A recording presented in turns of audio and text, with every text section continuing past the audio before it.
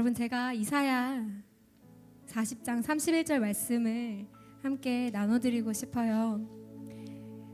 소년이라도 피곤하며 곤비하며 장정이라도 넘어지며 쓰러지되 오직 여호와를 앙망하는 자는 새 힘을 얻으리니 독수리가 날개치며 올라감 같을 것이요 다른 박질하여도 곤비하지 아니하겠고 걸어가도 피곤하지 아니하겠다. 할렐루야. 아멘. 여러분, 우리가 이렇게 고백할 수 있는 것은요, 우리가 피곤치 아니한다고 고백할 수 있는 것은요, 우리가 주님을 간절히 앙망할 때에 주님께서 우리의 마음 가운데 새 힘을 허락하신다고 약속하셨기 때문입니다. 그 주님이 바로 피곤하지 않으신 분이고요, 절대 피곤을 느끼시지 않는 분이고요, 너무나 강건하신 분이세요. 그 주님이 우리 마음 가운데 있기 때문에 우리가 새 힘을 얻을 수 있는 것입니다. 할렐루야. 할렐루야. 그 새 힘 허락하시는 주님을 함께 찬양하며 나아갑니다. 새 힘 얻으리 주를 바랄 때, 주를 바랄 때, 우리 주를 바랄 때, 새 힘 얻으리 주를 바랄 때. 우리 가능하시면 모두 자리에서 일어나셔서 고백할까요? 새 힘 얻으리, 새 힘 얻으리 주를 바랄 때, 주를 바랄 때, 우리 주를 바랄 때. 아멘. 새 힘 얻으리 주를 바랄 때, 주를 바랄 때, 우리 주를 바랄 때. 주님 동시하시네 소망 구원 주시니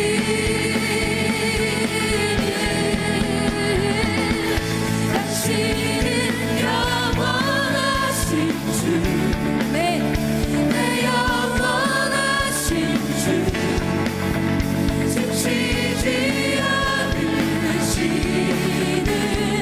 주님, 약한 자 방패 되시며 위로자 되신 주, 독수리 같은 힘 주시.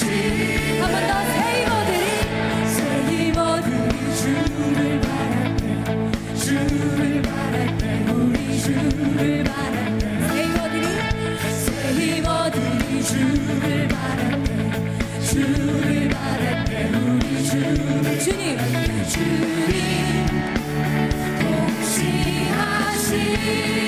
동시하시네 소망 구원 주시니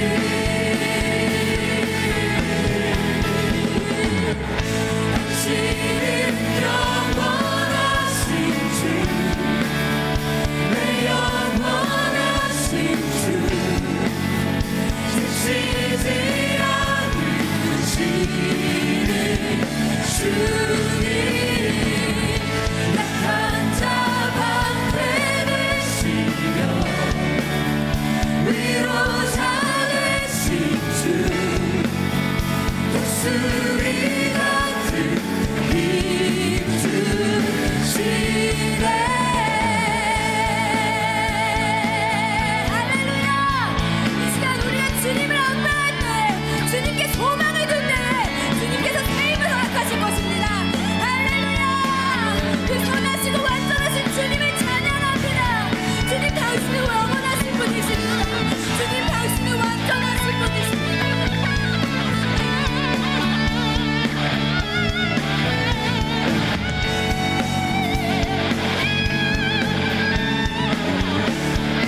주님께 고백합시다. 당신은 영원하신, 당신은 영원하신 주, 내 영원하신 주, 내 영원하신, 내 영원하신 주, 내 영원하신, 내 영원하신. 당신은 영원하신 주, 내 영원하신 주, 내 영원하신 주, 내 영원하신 주, 내 영원하신, 내 영원하신. 당신은 영원하신 주, 우리 가운데 임재하신 주님을 찬양하며 나갑시다. 지치지 않으시는, 지치지 않으시는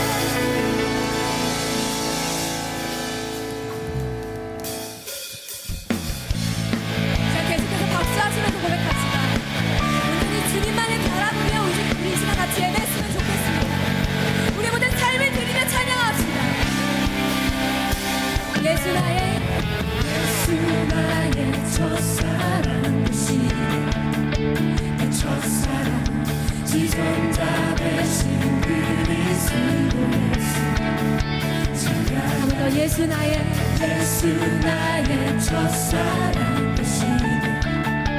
내 첫사랑 지존자 되신 그리스도 예수. 보좌 앞에 나의 삶이 향기로운 제사로 주께 드려지길 원하네. 오직 주만 바라보며 나의 삶을 드리네. 다른 길은 찾지 않으리. 나의 온전한 열정과 나의 찬양 대신에 주의 길을 따라가리라. 다시 처음부터 고백할까요? 예수 나의 첫사랑. 이제 온전히 주님만을 바라보며 예배합시다.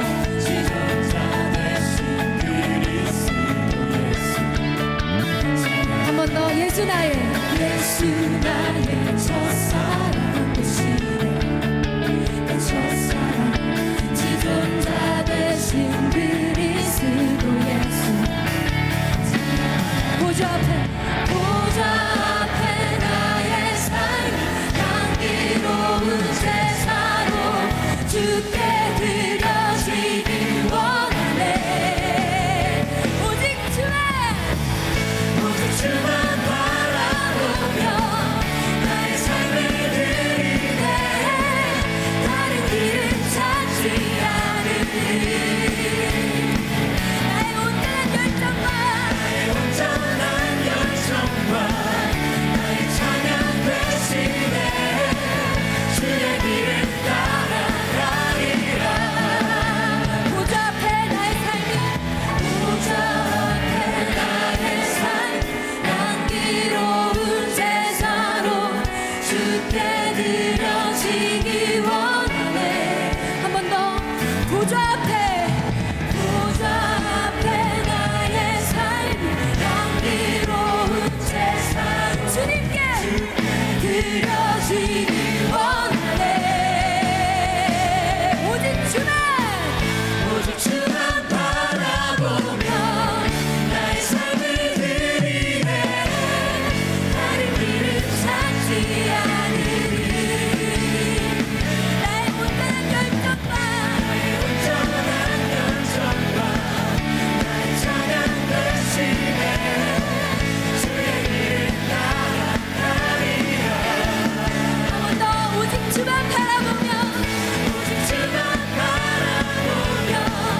나의 삶을 드리네. 다른 길은 찾지 않으리. 나의 온전한 열정과 나의 찬양 대신에 주의 길을 따라가리라. 할렐루야. 주님 사랑합니다. 오직 주님만을 바라봅니다. 여러분, 주님은 정말로 사랑이세요. 그래서 우리가 주님을 너무나 사랑하는 그 관계가 회복되면요, 우리가 서로 사랑하는 그 관계 또한 회복시키신다고 주님께서 말씀하셨어요. 아멘. 우리 옆 사람들에게 이렇게 고백해 볼까요? 당신을 사랑합니다. 네, 좀 수줍어하시는 분들도 계시는데요. 한 번 더 고백할까요? 당신을 사랑합니다. 말이 아닌 가슴으로, 주가 주신 깨끗한 마음으로 당신을 내 삶에 담습니다. 네, 이 축복의 말을 이 시간 노래로 같이 축복했으면 좋겠어요. 우리 함께 옆에 지체들 축복하면서 우리 같이 나아갑시다. 당신을 사랑합니다. 당신을 사랑합니다. 말이 아닌 가슴으로 주가 주신 깨끗한 마음으로 당신을 내 삶에 담습니다. 한 번 더. 당신을 사랑합니다. 당신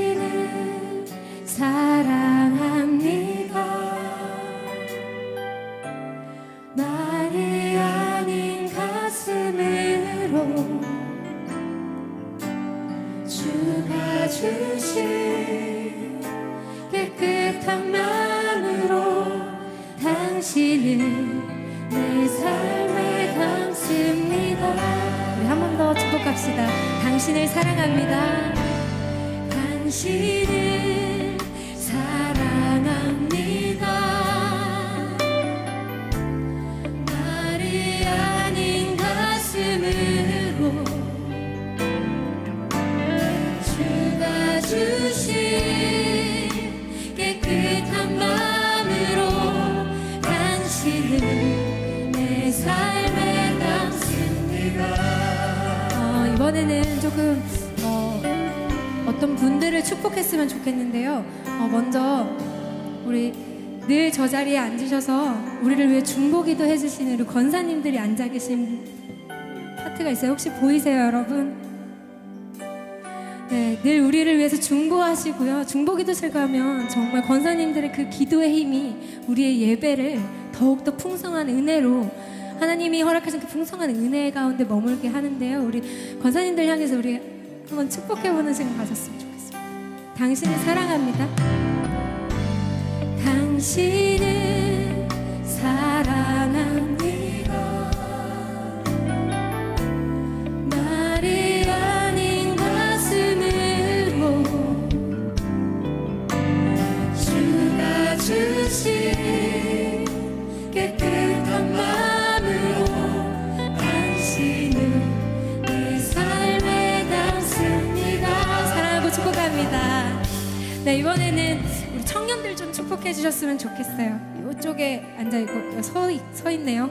네, 우리 청년들을 향해서 지금 선교 시즌이라 많은 청년들과 청소년들이 청소년 돌아왔네요. 청년들이 선교지로 나가 있어요. 근데 우리 여기 있는 청년들을 향해서 우리 같이 축복했으면 좋겠어요. 우리 손 뻗어서 우리 함께 축복하며 고백합시다. 당신을 사랑합니다. 당신을 사랑합니다. 말이 아닌 가슴으로 주가 주신 깨끗한 마음으로 당신은 내 삶에 담습니다. 사랑하고 축복합니다. 네, 우리 마지막으로 우리 연두색 티를 입은 우리 사역자분들 있어요. 뒤에 우리 또 목사님들도 서 계시는데요. 예배 시간 아니면 이렇게 목사님들 한 곳에서 보기가 좀 어렵지요. 네, 이 시간 같이 축복했으면 좋겠어요.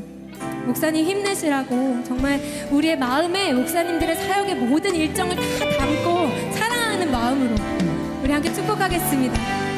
우리 뒤에도 목사님들 서 계시고요. 당신을 사랑합니다. 당신을 사랑합니다.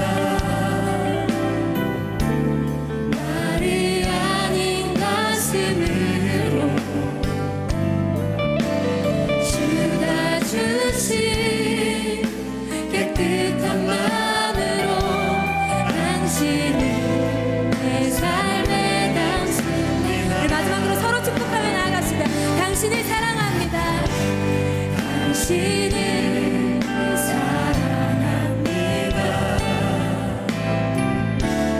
말이 아닌 가슴으로 주가 주신 깨끗한 마음으로 당신은 내 삶에 담습니다. 우리에게 사랑을 허락하신 주님께 우리 감사의 박수 올려드립시다. 주님께서는 정말 우리 마음 가운데 거하셔서 우리에게 사랑함을 회복시키시길 원하십니다. 여러분, 그날을 함께 꿈꿨으면 좋겠습니다. 마음 백성이 주 예수 그리스도의 이름을 높이며 나아가는 그날을 함께 꿈꿨으면 좋겠습니다. 할렐루야!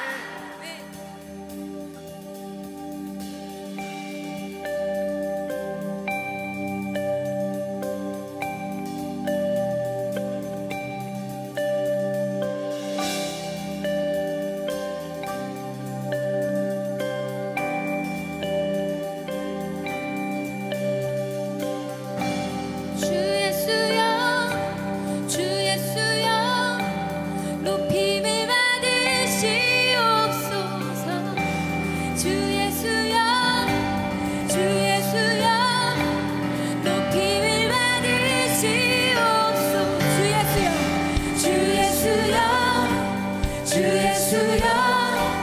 높임을 받으시옵소서. 주 예수여 주 예수여 높임을 받으시옵소서. 주 예수여 주 예수여 주 예수여 높임을 받으시옵소서. 주 예수여 주 예수여 높임을 받으시옵소서. 할렐루야. 그냥 같이 박수하시면 넘어갑시다.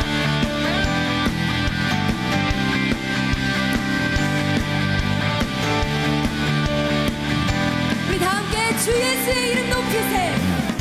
주 예수의 이름 높이세. 온 땅을 덮는 깃발처럼 모든 사람 진리를 보며 그 대신 주를 주 예수의 이름 높이세. 주 예수의 이름 높이세. 온 땅을 덮는 깃발처럼 모든 사람 진리를 보며 그 대신 주를 주 예수여 주 예수여 주 예수여 높임을 받으시옵소서. 주 예수여 주 예수여 높임을 받으시옵소서. 한 걸음씩 전진하며 이 땅을 정복해가는 기도로 무기 삼으며 원수는 무너지리. 아멘. 주 예수의 이름 높이세. 주 예수의 이름 높이세.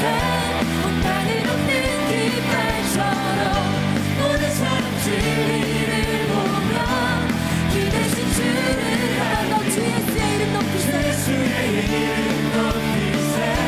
온 땅을 덮는 깃발처럼 모든 사람 진리를 보며 그 대신 주를 알아.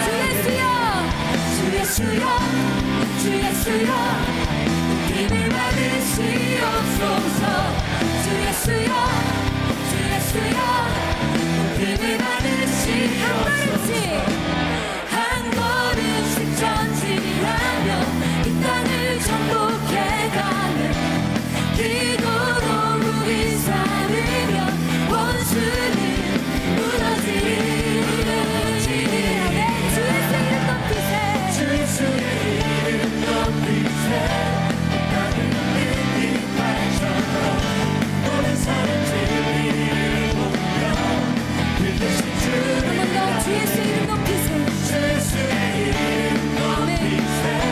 온 땅을 덮는 깃발처럼 모든 사람 진리를 보며 그 대신 주를 주 예수여 주 예수여 주 예수여 높임을 받으시옵소서.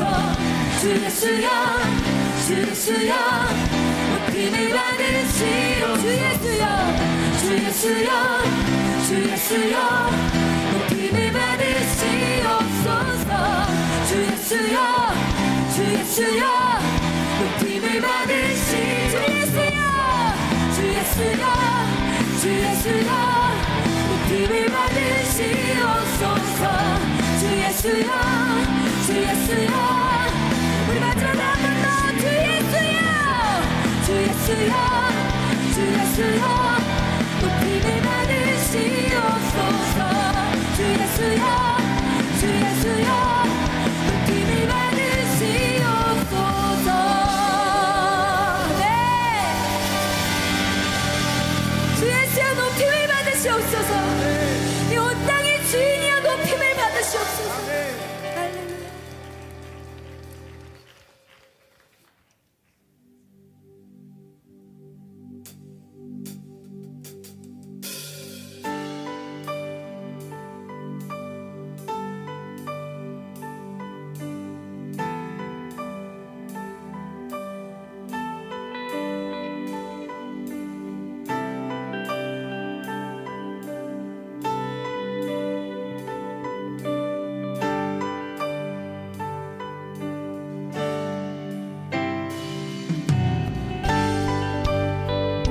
주님은 위대하신 하나님이십니다. 모든 이름 위에 가장 높으시고 가장 뛰어나신 이름을 우리에게 허락하셨습니다. 여러분, 이 시간 함께 그 위대하신 하나님을 우리 같이 찬양하며 나아가도록 하겠습니다.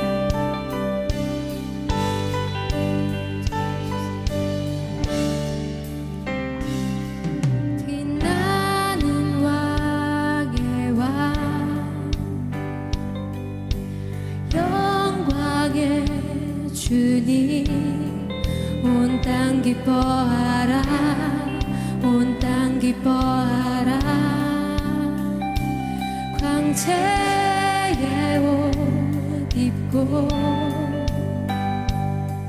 어둠을 물리쳐 저 원수는 떠내, 저 원수는 떠내.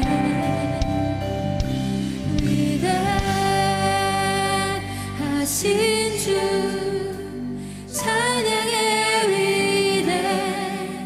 위대하신 주 모두 알게 되리라. 위대하신 주.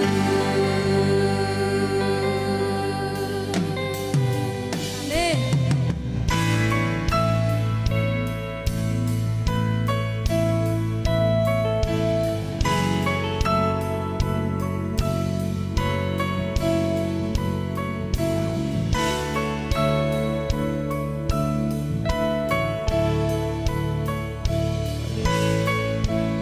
고백합시다. 영원한 주의 주, 영원한 주의 주, 시간의 주자, 알파와 오메가, 알파와 오메가. 네. 사위의 하나님,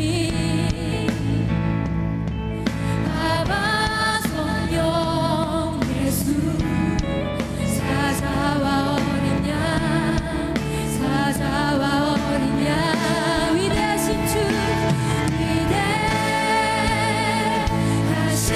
주 찬양의 위대하신 주 모두 알게 되리라. 위대하신 주.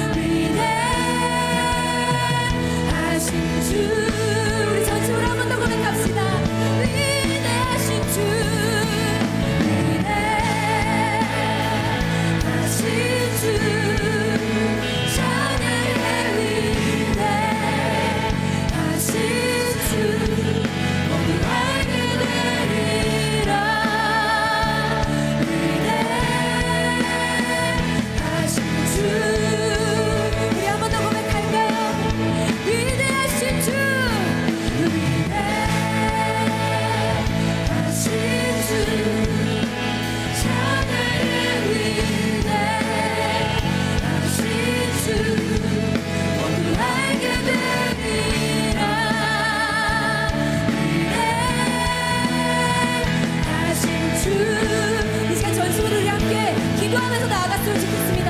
그 위대하신 주님 앞에 우리 모든 기도 제목과 예배 가운데 임재하시는 그 주님의 말씀을 기대함으로 우리 같이 주여 한번 외치고 기도하며 나아갑시다. 주여.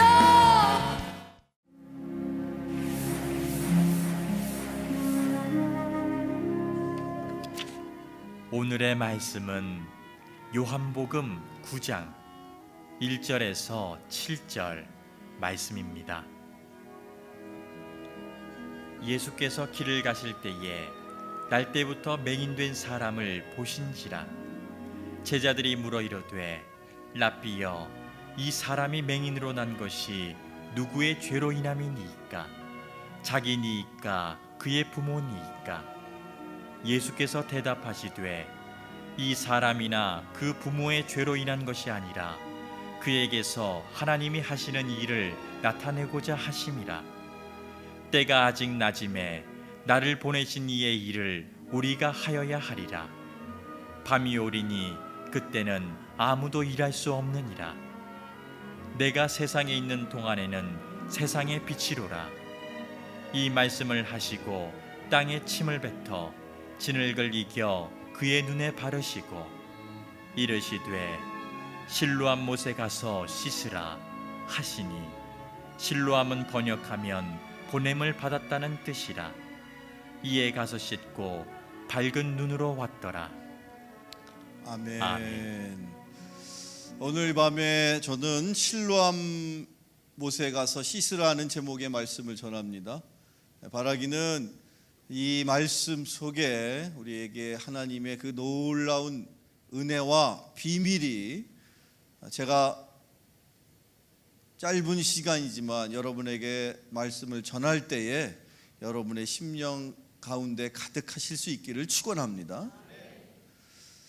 우리가 잘 아는 말씀인데요, 실로암, 여러분, 실로암이라는 뜻은 보냄을 받았다라는 의미가 있다고 성경에 이렇게 아예 친절하게 설명이 되어 있는 이 본문, 요한복음에 예수님의 7가지의 특별한 기적, 그래서 요한복음은 그 기적을 일컬어 표적이라는 단어로 표현하고 있는데, 그 7가지의 기적 이야기 가운데에서 6번째 해당되는 이야기입니다. 실로암 못에 가서 눈을 뜬 한 눈먼 자였던 이야기, 눈먼 자가 눈을 뜨는 이야기. 여러분, 혹시 지난주에 그 장안을 좀 이렇게 뭐 떠들썩하게 정도까지는 아니었지만 그래도 관심 있는 분들 입장에서는 흥미로운 한 기사가 있었는데, 저는 개인적으로 상당히 흥미로웠습니다.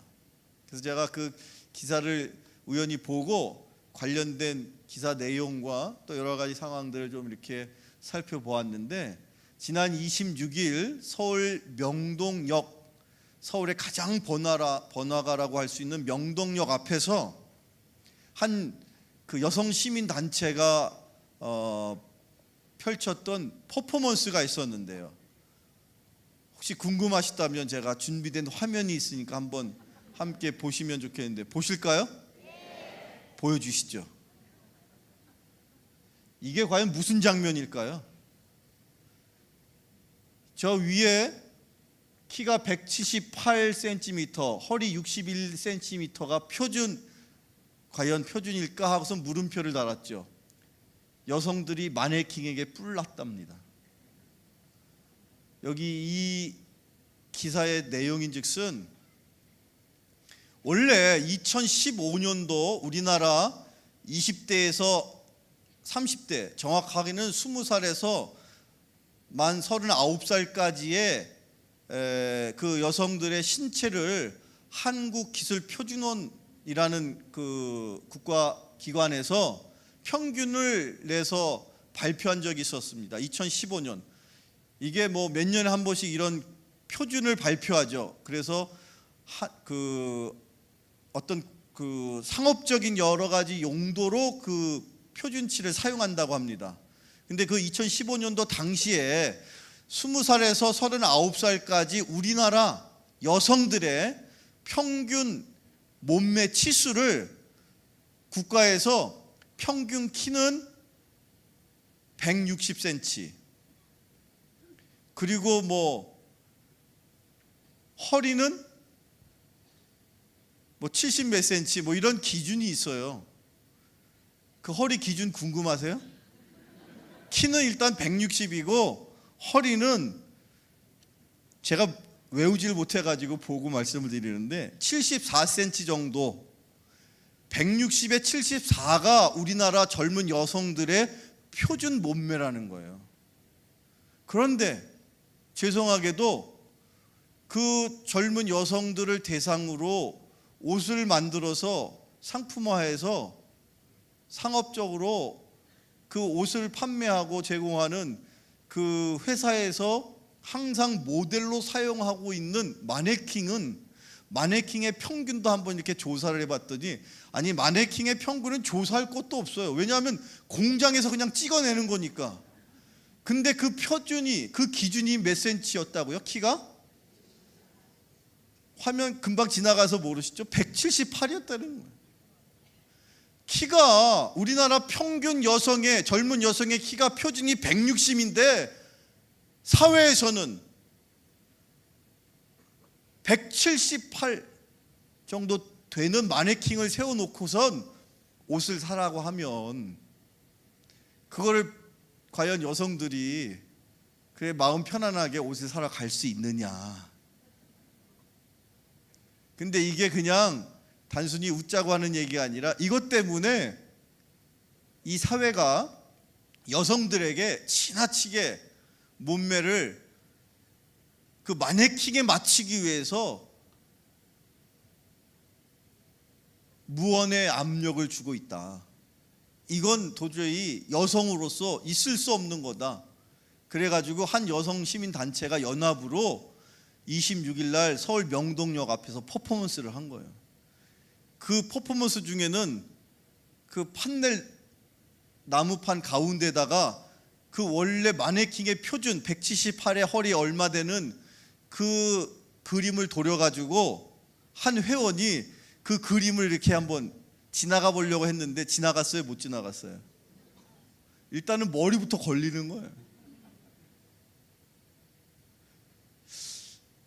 이 기사를 읽으면서 제가 언뜻 오늘 이 시대를 살고 있는 많은 현대인들이 사회로부터 과연 그 삶의 여러 가지 다양한 기준들을 요구받고 있는데 그 기준을 맞추기 위해서 현대인들은 뭐 다이어트도 하고 뭐 키는 어쩔 수 없지만 몸매는 좀 날씬하게 하겠다라는 생각으로 많은 젊은 여성들이 다이어트에 그냥 많은 비용과 시간을 그렇게 낭비하고 있는 그런 현실이 과연 건강한 사회일 수 있을까? 저는 그렇지 않다고 생각을 했습니다. 뿐만 아니라 성경은 오히려 그 외모보다는 더 중요한 기준들을 우리에게 강조하고 있는데 과연 현대인들 중에서 그리스도인들, 저와 여러분들에게는 주님께서는, 하나님께서는 어떠한 삶의 표준과 기준을 요구하고 원하시고 계실까? 저는 그것에 더 관심을 갖게 되었습니다. 아마도 우리가 생각해 볼 때 예수님이라고 한다면, 예수님의 삶을 우리가 살펴본다면 아마도 예수님은 지난 수천 년의, 아니 그 이전부터의 우리가 알고 있는 인류의 역사 가운데 가장 하나님이 보실 때 가장 표준이 되고 기준이 되는 삶을 살았던 분 아니셨겠습니까? 그 예수님께서 완벽한, 하나님이 보실 때 단 한치의 흠도 없이 완벽한 표준을 하나님 앞에 보이셨던 그 예수님의 삶을 우리가 되돌아본다면 그 삶을 통해서 우리가 우리의 삶의 기준을 우리가 만들 수 있다면, 그리고 그 기준을 지키기 위해서 노력할 수 있다면 그거야말로 하나님 보실 때 아름답고 가치 있는 인생이 됨을 기억하실 수 있기를 축원합니다. 오늘 저는 이 본문을 통해 예수님도 저나 여러분처럼 그 짧은 공생애를 지나시는 동안에 여러 가지 많은 어려움들이 있으셨겠죠. 곤란한 일들이 있으셨을 겁니다. 제법 그런저런 여러 가지 이야기들을 우리가 이 공관복음서 또한 요한복음서, 이 4복음서를 통해서 우리가 살펴볼 수가 있는데, 지금 우리가 오늘 본문으로, 우리 저녁의 본문으로 삼은 이 요한복음 9장에는요 특별히 예수님께서 제자들로부터 조금은 답하기가 어려운, 그러나 분명히 제자들에게는 분명하게 답을 주셔야 되는 문제를 맞닥뜨렸던 모습이 여기 묘사가 되어 있습니다. 어느 날 제자들과 함께 예수님께서 길을 가시는데 제자들이 저 멀리에서 보이는 날 때부터 소경이었던 한 남자를 향하여서 예수님, 예수님, 저기 저렇게 쪼그려 앉아서 평생토록 저렇게 구걸을 하고 있는 저 신세에 저 사람 아시죠? 저 사람이 지금 눈이 멀어서 날 때부터 저렇게 거짓 신세로 살고 있는데 혹시 저게 누구 때문입니까? 저의 부모가 뭘 잘못했습니까? 아니면 저희가 뭘 잘못했습니까? 나름대로는 제자들 입장에서는 심각하게 질문을 했을 거예요. 그냥 느닷없이 지나가다가 생각나서 질문한 게 아니었을 겁니다. 왜냐하면 당시에는요, 뭔가 큰 질병, 고치기 힘든 어려운 질병, 고질병이었든지 난치병이었든지 그런 병과 관련해서 유대인들이 갖고 있었던 일반적인 상식은 뭐냐면, 그렇게 아픈 이유는, 그렇게 몸이 불편하고 그 고칠 수 없는 병을 앓고 있는 이유는 죄 때문이다라는 게 당시 유대인들의 상식 아닌 상식이었어요. 뭔가 우리가 모르는 죄가 저 사람에게 있기 때문에 저가 지금 저런 고치기 어려운 질병을 겪고 있는 것이고, 더 나아가서는 태어나면서부터 뭔가 신체에 문제가 있는 사람은 심지어 그의 부모가, 그게 엄마가 됐든 아빠가 됐든 태중에 임신 중에 무언가 하나님 앞에 우리는 모르는 무언가 잘못을, 엄청난 잘못을 범했기 때문에 그의 자녀가 날 때부터 저렇게 불구가 되는 거야. 그런 생각이 있었단 말이죠. 그런 생각에 제자들도 여전히 그런 당시의 유대인의 보편적인 생각의 연장선상에서 예수님에게 질문을 한 거예요. 예수님, 예수님, 저기 저 맹인은, 소경은 누구 때문에 저렇게 날 때부터 눈이 보이지 않습니까? 그래서 저렇게 거른뱅이, 그러니까 거짓 신세로 저렇게 평생을 사는 것입니까? 그때 예수님께서 뭐라고 말씀하셨습니까? 저렇게 날 때부터 보이지 않고 그래서 저렇게 어쩔 수 없이 저 길에서 구걸을 하는 신세인 저,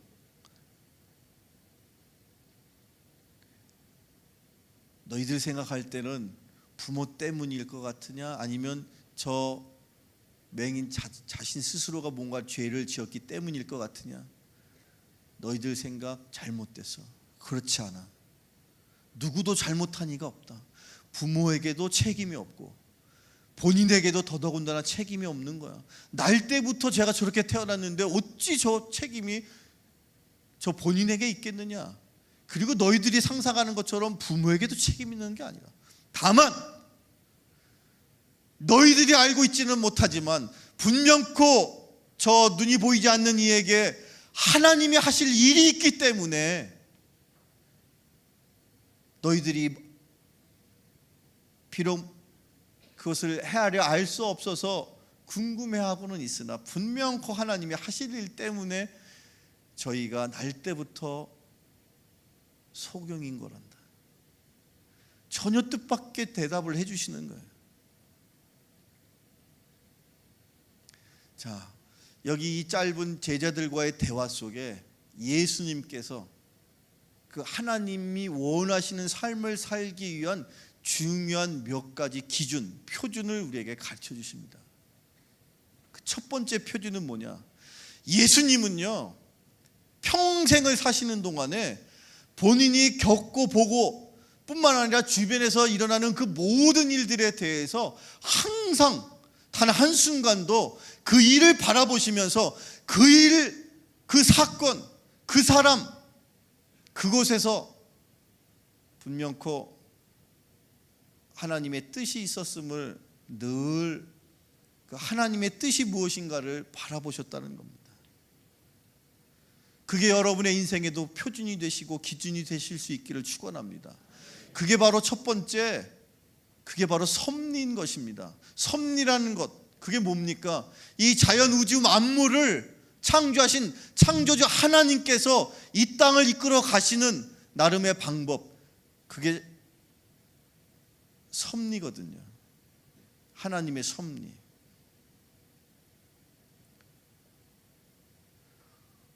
특별히 요한복음 9장 3절로 4절 말씀에 예수님께서 그렇게 말씀하시지 않습니까? 저 맹인에게 하나님이 하실 일이 있단다. 그 하나님이 하시는 일, 하나님이 하시는 일은요 다 선한 거예요. 하나님이 하시는 일은 다 완벽한 것입니다. 하나님이 하시는 일은 한치의 오차도 없는 것입니다. 여러분, 혹시라도 우리가 신앙생활을 하는 중에 내가 겪고 있는 이 어려움이, 내가 겪고 있는 이 고난이, 내가 겪고 있는 이 불치의 병이, 내가 혹시라도 주님을 모르는 그때에, 철없을 때에 지었던 죄 때문에 그 죄에 대한 죄책감, 그 죄에 대한 책임을 내가 지금 이렇게 물고 있는 거 아닌가? 혹시라도 여러분 지금 예수님을 믿었음에도 불구하고 여전히 하나님의 뜻대로 살지 못했던 것 때문에, 하나님 앞에 죄 지은 것 때문에 언젠가 어느 순간인간 내가 지은 죄값을 내가 치를 거야 라는 그 두려운 마음으로, 그런 마음으로 살고 계신 분 계십니까? 여러분, 죄로부터 자유하시길 축원합니다. 죄에 대한 책임감으로부터 자유하실 수 있기를 축원합니다. 이미 예수님을 나의 구주로 영접하는 그 순간, 내가 과거에 지은 죄로부터 현재 짓고 있는 죄뿐만 아니라 앞으로 미래에 지을 죄까지도 주님께서 2000년 전에 십자가에서 피 흘려 돌아가심으로 그 보혈의 피로 나의 모든 죄가 깨끗하게 씻음바 되었음을 믿으시기 바랍니다. 죄로부터 자유하실 수 있기를 축원합니다. 그런 죄에 대한 책임을 이미 예수님께서 지셨는데, 우리는 여전히 마치 양심의 가책이라고 생각하는 양, 내가 혹시 지은 죄에 대한 책임을 내가 지금 물어야 되는 거 아닌가? 그래서 이렇게 힘들고 어려운 것 아닌가? 인과응보의 생각을 한다는 거죠. 아닙니다, 여러분. 우리가 행한 일로, 우리의 말과 행동으로 단 한순간도 우리의 구원이 조금이라도 완성되거나 그렇지 않습니다. 여러분이 구원받은 건 누구의 공로 때문입니까? 여러분이 잘나서 여러분이 뭔가를 하나님 보실 때에 합당한 일을 행하였기 때문에 아닙니다. 여러분, 단 한 번도 주님의 뜻 가운데 살아보지 못한 십자가 도상의 오른쪽 강도는 짧은 한순간의 고백으로 주님은 참 하나님의 아들이십니다, 이 짧은 고백으로 평생에 지었던 죄를 단 한순간에 용서받았습니다. 예수 보혈로 여러분이 죄를 용서함 받았다면, 예수 공로에 의해서 우리의 죄의 책임은 이미 없는 겁니다. 그러나 당시 유대인들은 그 유대의 율법 속에 그 부모가 혹은 자신이 지은 죄가 있으면 불치의 병을, 불구가 되거나 불치의 병을 얻게 된다라고 생각했다는 거예요. 근데 예수님이 그게 아니라는 겁니다. 주님을 영접한 저와 여러분에게 이제 앞으로의 더 이상의 삶 속에 죄책감은 없습니다. 모든 일이 합력하여 선을 이룰 것이다 라고 사도 바울은 이야기했는데, 그 합력하여 선을 이룬다는 말은 내 삶 속에 일어나는 나쁜 일이든 좋은 일이든 기쁜 일이든 슬픈 일이든 힘든 일이든 쉬운 일이든 그 일 모두는 하나님이 하시는 일이기 때문에 하나님이 하시는 일에는 절대 일체의 오차가 없습니다. 하나님이 하시는 모든 일은 선한 것입니다. 그렇게 믿음을 고백하실 수 있기를 축원합니다. 사도 바울이 로마서에서 이렇게 고백하지 않습니까? 로마서 말씀을 주시죠. 로마서에 이렇게 기록되어 있습니다. 로마서 8장 28절을 함께 같이 읽어보시죠. 로마서 말씀을 같이 읽습니다. 시작. 우리가 알거니와 하나님을 사랑하는 자 곧 그 뜻대로 부르심을 입은 자들에게는 모든 것이 합력하여 선을 이루느니라. 아멘. 여러분의 인생에서 일어나는 불행한 일조차도 하나님이 하시는 일이니, 지금 단순한 내 인간의 생각으로는 이게 불행인 것 같고 이게 내가 지은 죄에 대한 버린 것 같죠? 아닙니다, 여러분. 가게에 흐르는 저주, 이런 건 없습니다. 이런 사상은 쓰레기통에 버려야 되는 거예요. 어떻게 주님을 영접한 자녀에게 저주가 임할 수 있습니까? 예수님께서 십자가에서 인류의 모든 저주를 그분께서 돌아가심으로 다 짊어지시고 가셨는데, 여러분의 조상이 뭘 잘못했다고 해서 그것 때문에 여러분들에게 힘들고 어려운 일이 임할 것이라는 이 말도 안 되는,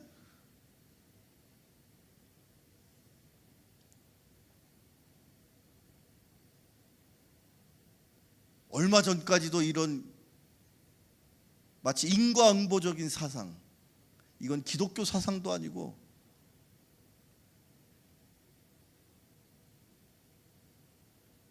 여러분 명심하십시오. 예수 그리스도의 보혈을 의지하시면 여러분 평생토록 그 죄값을 주님께서 치셨으므로 여러분은 참된 자유함을 누리며 살아갈 수 있음을 꼭 기억하실 수 있기를 축원합니다. 예수님은 항상 그의 삶 속에 주변에 일어나는 모든 일을 하나님의 선하신 뜻으로 바라봤다는 것이죠. 그게 바로 섭리인 것입니다. 그리고 두 번째, 또 예수님은 뭐라고 말씀하시죠? 요한복음 9장 3절 4절 말씀에 이렇게 말씀하시죠. 때가 아직 낮음에 나를 보내신 이의 일을 우리가 하여야 하리라. 두 번째 예수님의 삶의 기준은 뭐였습니까? 나를 보내신 이의 일을 내가 한다. 예수님은 자기가 생각하고 계획한 대로 일하시는 분이 아니라 주님께서는 당신을 보내신 하나님께서 원하시는 일을 하면서 살으셨어요. 그게 우리의 삶의 또 다른 표징이 되어야 할 줄로 믿습니다. 이게 바로 거창한 표현으로 사명이라고 말하는 거예요. 하나님이 여러분을 이 땅 가운데 보내셨습니다. 하나님께서 여러분을 꿈의 교회 교인으로 보내셨습니다. 하나님께서 여러분을 김씨, 이씨, 박씨, 한국인으로 살게 보내셨습니다. 그 하나님의 보내심에 분명한 의미가 있음을 꼭 기억하실 수 있기를 바랍니다. 그게 바로 사명인 것입니다. 보내심의 뜻대로 살아가는 인생이었기 때문에 예수님은 이 땅을 사시는 동안에 힘들고 어려운 일을 겪었지만 이것조차 하나님이 나에게 원하시는, 예수님께서는 하나님께서 이 땅에 나를 보내신 이유가 이 일을 감당케 하시기 위함이었다고, 그래서 십자가조차도 감당하셨던 것을 꼭 기억하실 수 있기를 축원합니다. 여러분, 꿈꾸는 자 요셉의 이야기를 아시죠? 꿈꾸는 자 요셉이 우여곡절 끝에 이집트의 총리 대신이 되었습니다. 그러던 어느 날 그들의 형이 그만 가물었을 때에 먹을 것을 구해서 총리 대신이 된 줄도 모르고 그 동생 앞에 머리를 조아릴 때, 그리고 나중에 또 다른 우여곡절 끝에 그 총리 대신이 자신들이 몇십 년 전에 버렸던, 아니 죽이려고 했던 동생이었다는 사실을 알고 까무러치게 놀란 형들을 향하여 요셉이 뭐라고 말했습니까? 형들이시여, 걱정하지 마십시오. 두려워하지 마십시오.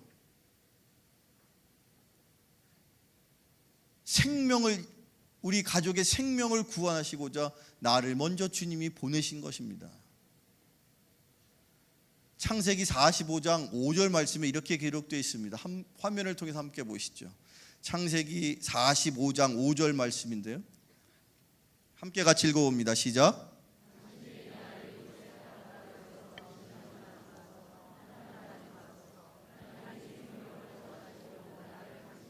먼저 보내셨나이다. 아멘. 요셉이 형들로부터 버림을 받고 죽을 고비를 넘기고 결국에 총리 대신이 되기까지 그가 살아온 한순간도 그는 자기를 이런 삶의 지경으로 이끌어 가시는 하나님을 한순간도 잊어본 적이 없습니다. 하나님이 이 일을 통해서 나에게 원하시는 일이 있을 거야. 그가 버림을 받았을 때에, 그리고 그가 감옥에 결박이 되었을 때에, 힘들고 어려웠을 때 그리고 뿐만 아니라 그가 총리 대신으로서 부귀와 명예와 영화를 누릴 때조차 그는 하나님이 분명히 뜻이 계셔서 나를 이곳에 보내셨을 거야. 그런데 그 뜻이 이루어지는 그 순간 요셉은 형들에게 그렇게 고백합니다. 두려워하지 마십시오. 걱정하지 마십시오. 우리 형제들을 살리기 위해서 하나님이 나를 먼저 이곳에 보내셨습니다. 여러분을 통해서 살려야 할 영혼이 있습니다. 그 영혼을 건지게 하시기 위해서 하나님은 여러분을 먼저 이곳에 보내신 것을 꼭 기억하며 살아가실 수 있기를 축원합니다. 예수님은 그렇게 늘 그 사명을 항상 바라보며 십자가를 향하여서 묵묵히 하루하루 최선을 다하셨던 겁니다. 그리고 마지막 세 번째, 근데 예수님께서는 특별히 제자들을 향하여 또 한마디의 중요한 가르침을 주십니다. 나를 보내신 이의 일을 우리가 함께 해야 된다. 그러시면서 또 한마디 덧붙이셨죠. 왜 하냐 하면 이제 조금만 있으면 아무도 일할 수 없는 밤이 올 것이기 때문이다.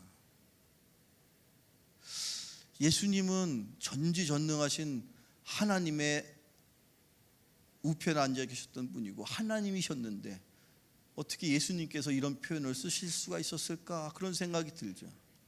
그러나 예수님께서도 일찍이 성부 하나님께서 성자 예수님에게 허락하신 시간이 유한하다는 사실을 명심하고 계셨던 것 같아요.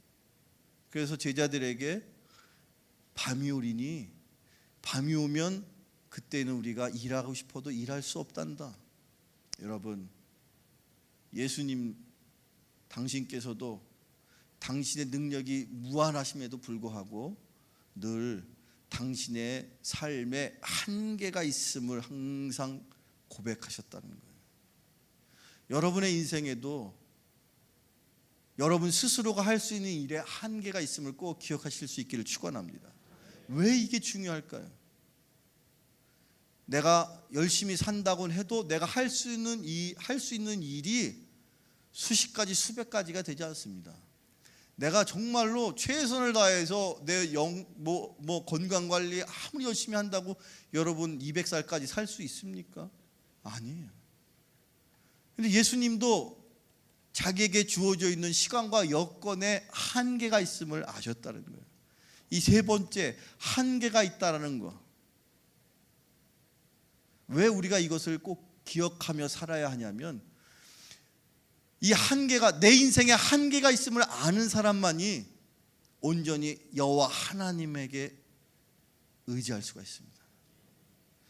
여러분이 할 수 없는 일 누가 하실 수 있습니까? 전능하신 하나님께 맡길 수 있습니다. 하나님만이 하실 일을 여러분 고백하실 수 있기를 축원합니다. 내가 열심히 할 테니까 조금만 도와주세요. 아닙니다. 하나님이 안 계시면 저는 아무것도 할 수 없습니다. 사도 바울은 그렇게 고백했죠. 내게 능력 주시는 자 안에서 내가 모든 것을 할 수 있습니다. 그런데 이 고백은요, 거꾸로 생각하면 이런 겁니다. 주님을 떠난 나는 아무것도 할 수 없습니다. 여러분 또한 그렇게 고백하실 수 있기를 축원합니다. 여러분은 아무것도 할 수 없습니다. 주님을 떠난 이 사람.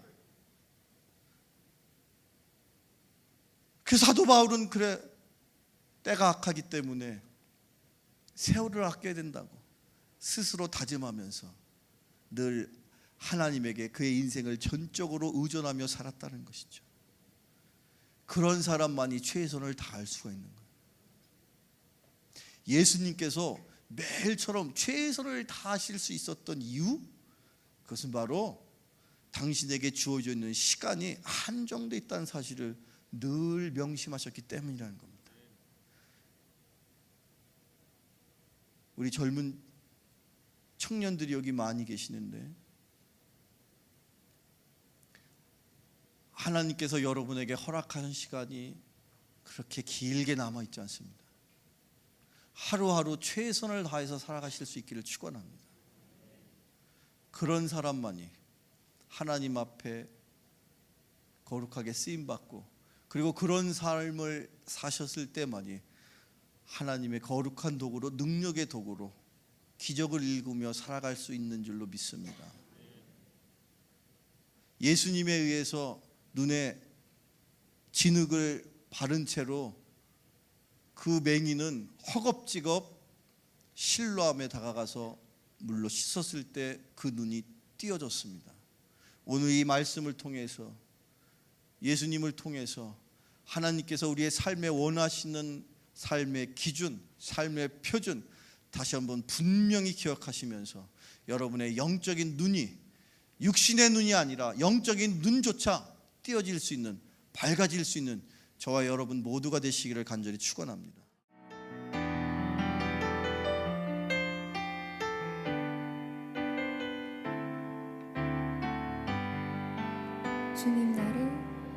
주님 나를 택하사 잃어버린 자에게 아버지의 사랑을 나누게 하시네. 어두움을 밝히며 차가운 마음 녹이는 진리의 빛 전하게 하소서. 보내소서, 보내소서. 시련이 찾아올 때도 주님의 눈물 기억하게 하소서. 보내소서. 주께서 가신 길을 나도 걸어가게 하소서. 여러분 가능하시면 모두 자리에서 일어나셔서 우리 이 찬양 한 번 더 고백할까요? 우리 2절로 함께 고백할게요. 성령으로 임하사, 성령으로 임하사 소망 없는 자에게 생명의 그 말씀을 전하게 하시네. 목자 있는 양같이 강화하는 저들에게 주의 사랑 전하게 하소서. 보내소서, 보내소서. 시련이 찾아올 때도 주님의 눈물 기억하게 하소서.